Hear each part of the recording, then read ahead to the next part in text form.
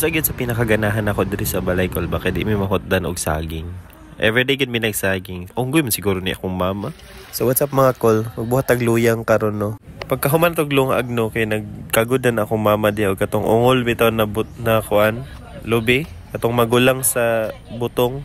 Nga pagka magluto na saging no kay ato na siyang pabugnawon gamay din ang kanang panit sa saging ayo na ilabay kaya ato nang himuong pantrapo or panglimpyo anang atong lusong. But wasad ko kabalo no anong mo na ilang ginabuhat but naana na jud ko ana kay mo na pirmi ang ginabuhat basta magluy. Unya pagka human lunuran din nato ang saging diha no. So ang hinay-hinayon nato siya glubok hantud sa mupino. Unya ang challenge aning luyang no kay kaning paglubok kay ang alho manggod kay medyo bugat.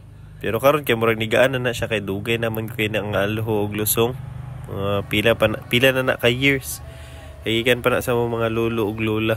Kanya pagkataod-taod ana butangan nato atong gikagod natong lubi o ganun butangan nato asukal. Ipatabang di ko sa akong mama pagluyang no kay iya daw ipa-content.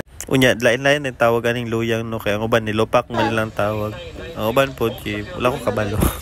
Basta comment na lang kung saan yung pangalan ani. Unya maila ni bang luyang na okay na siya kay ingani na iyang naong. Pwede ni kanon para sa natog kape.